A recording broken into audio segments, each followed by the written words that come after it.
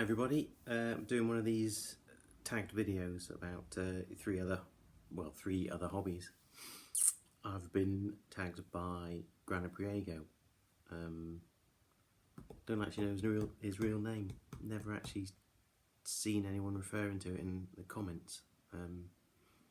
So yeah, that's my real name.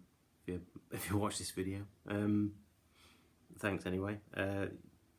If you see his video, he mentioned that him and I have sort of been corresponding through video comments for quite a while now.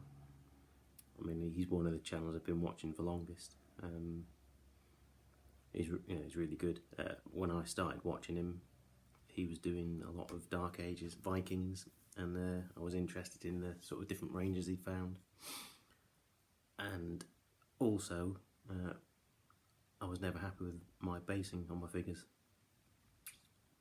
And I was watching his videos and his were really good. Well, basically I just kept watching his videos, looking at what he was doing, and sort of copied his way of doing it really. And I'm sort of happy with what I do now, base-wise, but yeah, I got that from watching granapriego's videos. He's good anyway, he does a lot of Napoleonics now. So if you don't already, go and check him out. So, 3 other hobbies. Now, I've got to say, this is the second time I've done this video. Don't know what's going on with my video editing thing. I use Filmora. Never have any problems with it, but it would not upload the first attempt at this. I don't know why. And so I started looking for other video editing software, things like, because I do it on the iPad. So I've downloaded about 3 other things, and they're all sort of limiting, as in they well, one of them I thought it was uploading the video and it just sat there processing in YouTube, didn't get anywhere, so I deleted it. And a couple of the others, they want sort of in-app purchases, so they're obviously limited, like they're limited to time the length of videos and all sorts of things like that, and they weren't working, so I uploaded these and then deleted them straight away. Now I'm trying again. I'm thinking maybe my previous video was a bit too long and Filmora was struggling with that, so I'm going to try and get it done a bit quicker. 3 other hobbies. I mean, the thing I do more than anything, or as much as anything, is reading, but I won't put that as a hobby, because I don't know, I don't see it as a hobby. It's just part of my life really. It's just something I do all the time. And I read all sorts of stuff, obviously history, historical fiction, fantasy, science fiction, horror, everything. Read no end of stuff, but I won't have that as a hobby for the purposes of this. Same with like films. I mean, I like watching films, TV series and that, but again, I won't put it down as a hobby. I had to think about it, and the 3 have come up with I would say definitely fall in that category. The first one is comics. I collect and read comics. I've got thousands of them. I actually had the horror of having to get rid of about a third of my collection when I moved here, because it just wasn't going to be the room for it. That was a bit soul destroying, seeing them going. And I keep thinking back now, thinking, oh, we should have kept them, we should have kept those, and just no point dwelling on it because I'll never be able to get them again now. It costs too much to buy again. But yeah, comics. Been reading them since I learned to read on comics actually. Grandparents used to get me them when I was a kid. So from the age of 3, 4, I was being bought the old British Marvel black and white weeklies. They were like reprints of the colour American comics. Whereas you'd get like a monthly American comic, it'd be like, say, Iron Man. It'd be, say, 28 pages, colour. And it'd come out, like, say, once a month. You'd get British weeklies, would be like an anthology title. So you'd have 4 or 5 different stories or characters each week in each weekly issue, and there'd be like, say, 8 pages of each story. So yeah, so it sort of worked like that, and they're all black and white reprints. So within a month, you'd probably get like a month's worth of a single comic or 4 single comics, because you get like odd combinations. Like there was at one point it was like Spider-Man, Hulk. No, Spider-Man. I think it was Avengers and Conan were all in the same comic, which was an odd combo. Conan and superheroes, but yeah. So I learnt to read on comics, and I mean, when I got to infant school, I could already read unaided. So that's one thing I was really good at, and yeah, that's all down to reading comics. But yeah, sort of grew up into my teens. It was still reading British black and white reprints, because you rarely saw the actual American comics in the shops. At least not where I lived. You might have in London, places like that. But and then one day I was I lived in Corby. I was born in Corby, and I went to the market there, and by chance, market stall fella had a load of DC comics, because you get Marvel and DC, like the 2 main American publishers. Marvel are like Spider-Man, Hulk, Thor, Captain America, Avengers. DC are things like Superman, Batman, Wonder Woman, Justice League. I'd never seen a DC comic, because you just didn't get reprints of them anywhere. Knew of Batman and Superman, but never read anything. Anyway, this market stall, he had a pile of DC comics and stuff I'd never heard of. Like the All-Star Squadron, the Legion of Superheroes, Arak, Firestorm, Arion, New Teen Titans. I picked them up and I was blown away. Absolutely loved them, because I'd never read. Obviously, I'd read superhero comics, but I'd never read ones like these, and I was really mind blowing. And then by chance, the local newsagent started getting DC comics in each month, so I started buying them from them. And then dedicated comic shops started to appear, but the nearest one was Birmingham, so I used to go over there. And then I started catching up, buying all old back issues of this DC stuff I discovered, and then started buying the current stuff. So I was buying like quite a lot of American comics each month.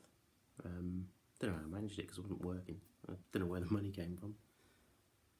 But yeah, so comics was my big thing. Don't actually buy any at the minute new, apart from 2000 AD. The modern sort of US superhero stuff, really expensive now. And also nowhere near as good as it used to be, I don't think. I much prefer the 70s and 80s stuff much better than the current sort of run of things. So I kind of packed in buying the modern stuff. There's a few I'd like to get, but I'll have to wait until I've got a job sorted out. But the best comic, though, by far, in my opinion, as much as I quite like Spider-Man, Thor, Wonder Woman, all those sort of things, none of them compare to the stuff that's in 2000 AD, which is the Great British Weekly. It's been going since 1977. That's the home of Judge Dredd, Strontium Dog, Rogue Trooper, Slane, Sam Slade, Robo Hunter, Nemesis the Warlock. Fantastic series, just a brilliant comic. I've got over 2,000 issues, and I've got every one apart from the first one. Just didn't have the first one. I think I did have it as a kid, but I don't know what happened to it. Obviously, 1977, so that disappeared in some move at some point. But yeah, 2000 AD, absolute favourite thing ever. Love it. Problem with me doing this video is all my stuff's still packed away, because we've got rooms that we need to do work on, so I can't unpack anything. All my stuff's jammed in the garage. So I've not got access to much to show you. Picked out a few. All my 2000 ADs are in the stored away in boxes, but I've got a few bits I can show, but it's not much. There's a company called Hachette, and they've been doing like a part work, and they're hardback reprints of 2000 AD and Judge Dredd. So I've been subscribing to those, and yeah, they're really good. It's the only thing I can really show you for anyone who doesn't know about 2000 AD or Judge Dredd. this is one of the volumes, The Apocalypse War. It's a sort of one of the big Judge Dredd storylines. Say 2000 AD is like an anthology title, so you get, again, a bit like the British Weekly Marvels, get 5 or 6 different strips, character stories in each week, from, you know, sort of 5 to 8 pages each. Judge Dredd's the main character of 2000 AD. Brilliant Carlos Ezquerra, artist, who drew this entire story. He died this year, unfortunately.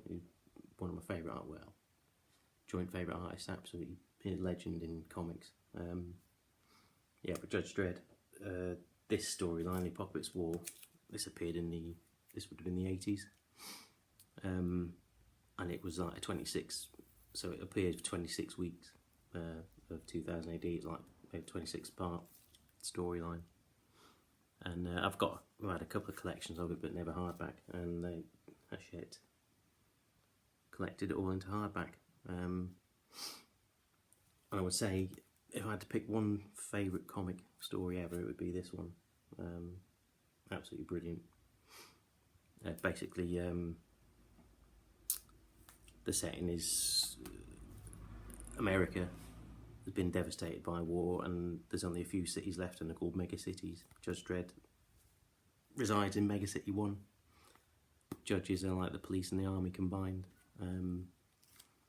Between like the 3 mega cities scattered across America, it's just like a wasteland of mutant horrors and bandits and thieves and murderers and biohazard wastes, all sorts of things. And yeah, the mega cities are like, you know, all walled off from the outside world, and everybody lives in, you know, massive high-rise blocks.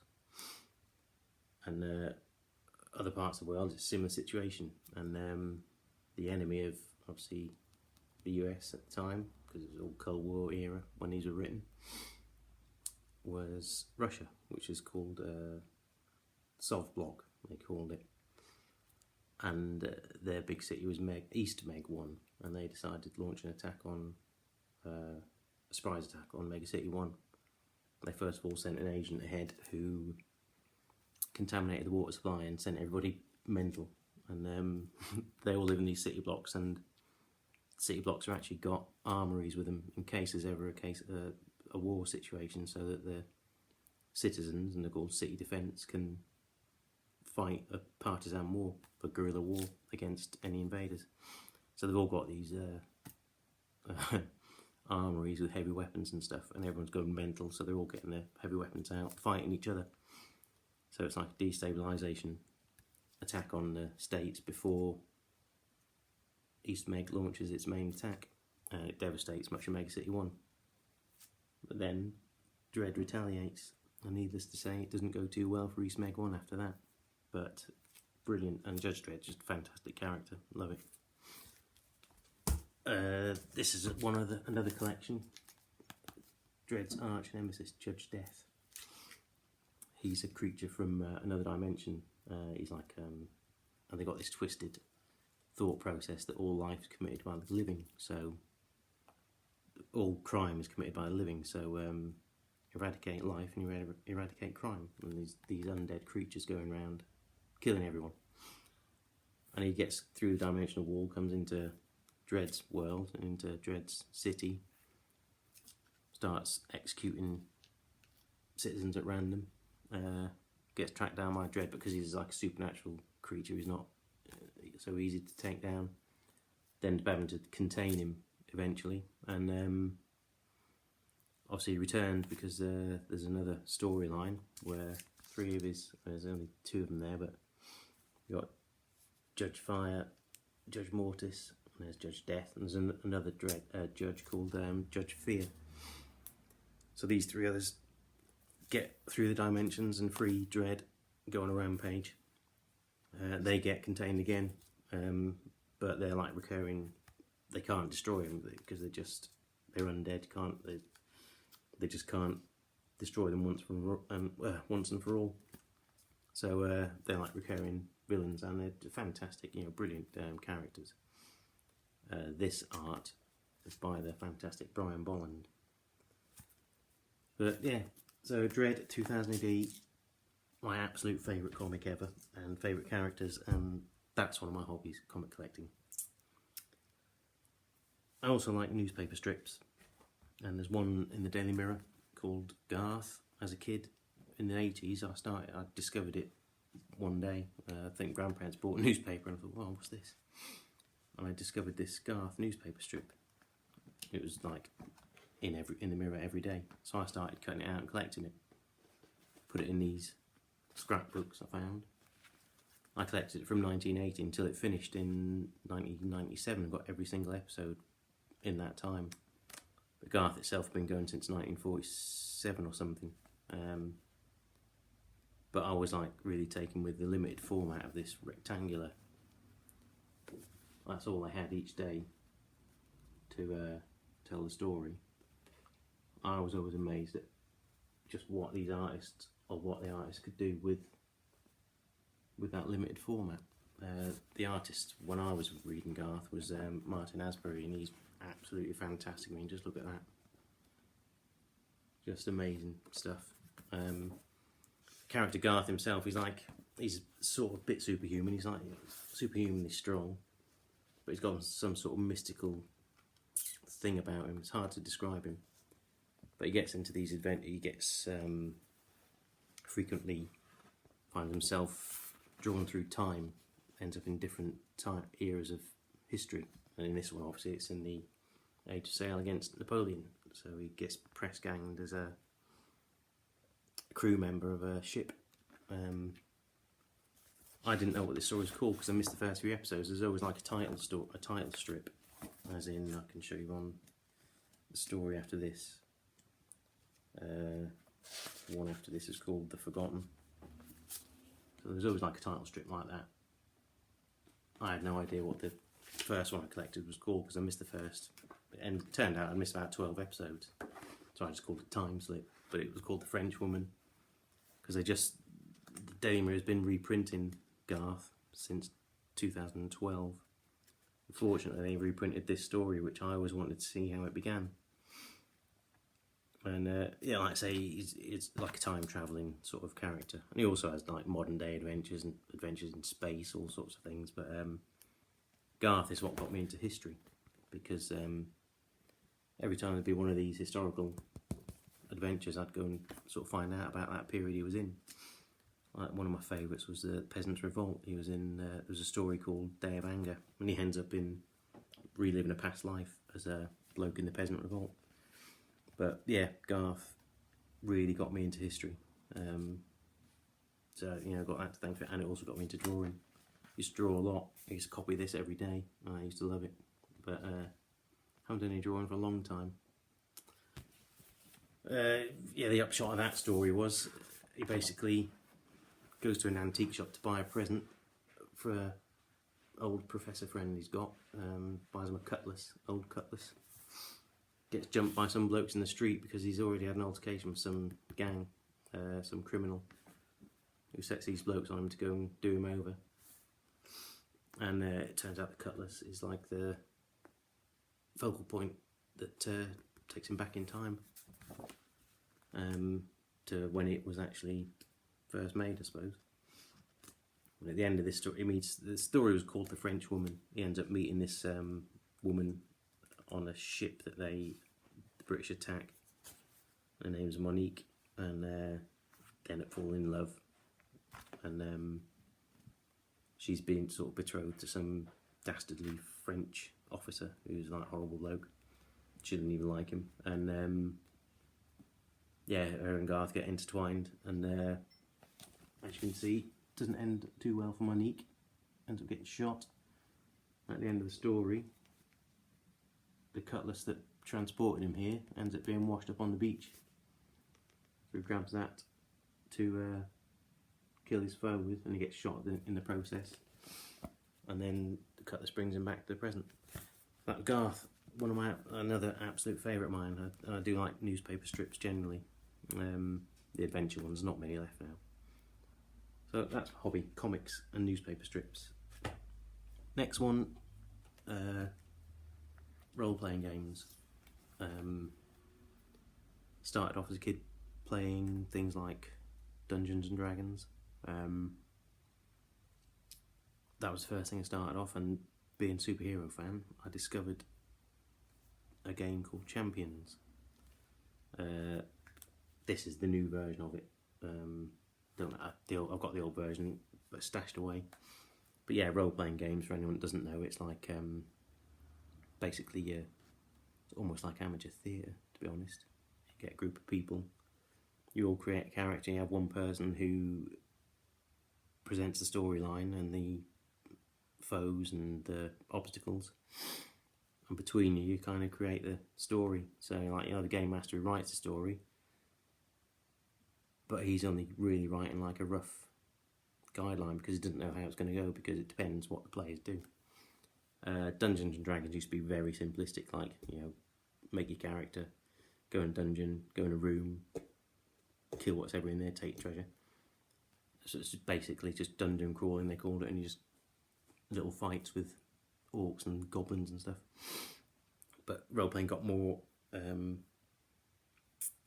sophisticated, and then as the years went on, and say I discovered Champions, the old version of this, and I started running that, and looking back on it, it was like, it went for years, because I started it off, players would like come and go, people would move on, leave, new players would come in, so you'd have new characters coming in, and looking back on it, it was like a series of the Avengers comic, because you just got the lineup changing over the years, and it was literally 5-6 years we must have been playing it. I took a break from running it, I started playing it, and another bloke took over being the game master, presenting stories, and I had a character for a couple of years, and then I took it over again, and yeah, so looking back, it would make a great comic, all the characters we all created amongst ourselves. But yeah, role-playing is a bit of a funny thing. You've got to be very comfortable with who you're gaming with, I think. I mean, I'm a reserved, not shy, but I'm a very reserved bloke. And to sit there pretending to be like a superhero, yeah. Got to be very comfortable with who I'm sitting with. So yeah, role-playing games. Just brought that up as an example, because that was the first one I ever bought, but not this version. Currently I've got my big game at the moment is Conan role-playing game, because massive Conan fan. My favourite books ever, and some of my favourite comics. Absolutely love Conan. The whole background, the whole setting. If you haven't read Conan books and you like fantasy, you really must read Conan. It's like nothing else. I think it's the best fantasy you'll ever read. But yeah, digressing a bit there because I'm getting into reading. But yeah, Conan's the other role-playing game. I've got that stashed away somewhere. But that's a great game. Yeah, role-playing game. That's my other hobby. Final one. I'm really into playing cards. All sorts of different things.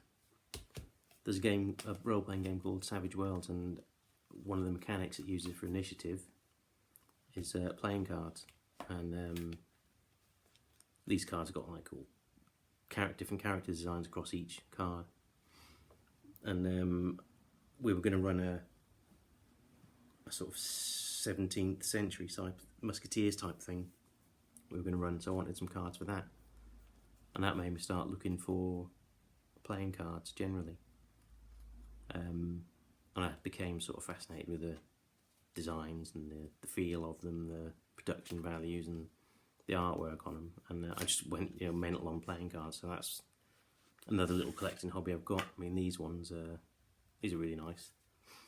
They're like pin-up ones, but they're 17th century uniforms, but with obviously women as the models. By a Polish fella. I got these from Fighting 15s. He did a set of Napoleonic ones, which have gone out of print now. And then he did this 17th century set. I was hoping he'd do more, but it's just been those two sets so far. Then there was another. I've got dozens of packs, but these are the ones I've got access to. I wanted some cards for a gladiator game. I found these ones. Really nice. Got an illustration on every card, rather than just. I mean, some cards obviously you just get illustrations on the Jack, Queens, and clubs. Jack, Queens, and Kings, but these got something on every card, and yeah, I've got these for a gladiator combat game. But yeah, that's my 3 hobbies I can think of. I would have more to show you, but this has gone on quite enough, I think. So yeah, that's my 3 hobbies. Got to nominate people now. I've been trying to keep track of who's getting nominated for what, and I think the ones I'm going to suggest haven't been nominated. So I'm going to say my 3 will be Dan Booman, American fella, does loads of American War of Independence, brilliant channel anyway. Cal from Brush and Quill does wide variety of things, really good, he's great as well, nice bloke. One of his hobbies will definitely be beard maintenance.